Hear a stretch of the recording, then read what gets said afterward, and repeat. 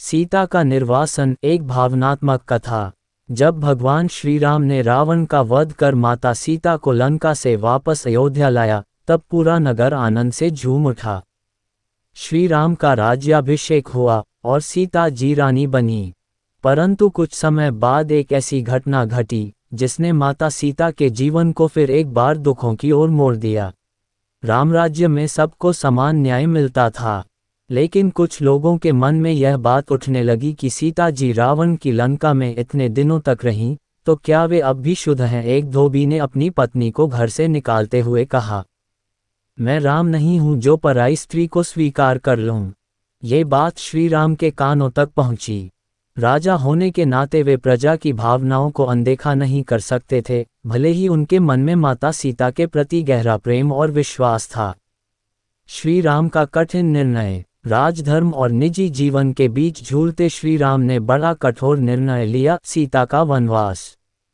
उन्होंने लक्ष्मण से कहा, सीता को ऋषि वाल्मीकि के आश्रम छोड़ आओ और बिना कुछ कहे लौट आना। लक्ष्मण का हृदय रो पड़ा। सीता जी उस समय गर्भवती थीं, लेकिन फिर भी उन्होंने श्री राम के निर्णय को स्वीकार किया और बिना कोई प्रश्न किए वन चली गईं। ऋषि वाल्मीकि ने सीता जी को अपने आश्रम में आश्रय दिया। कुछ समय बाद उन्होंने 2 पुत्रों को जन्म दिया, लव और कुश। वाल्मीकि जी ने दोनों को वेद, शास्त्र, धनुष बाण और धर्म का ज्ञान दिया। वे अत्यंत वीर, बुद्धिमान और मर्यादित बालक बने। कुछ वर्षों बाद श्री राम ने अश्वमेध यज्ञ किया। लव और कुश ने यज्ञ का घोड़ा पकड़ लिया।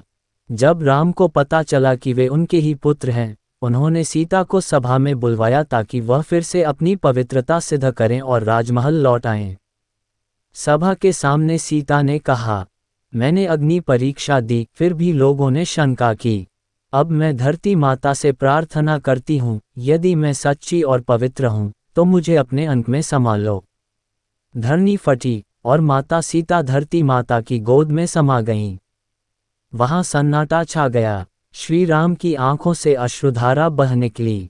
सीता का निर्वासन एक स्त्री के त्याग, धैर्य और आत्मसम्मान की अमर गाथा है। ये कहानी युगों युगों तक हमें सिखाती है कि सच्चाई और सम्मान के लिए किसी भी सीमा तक जाया जा सकता है।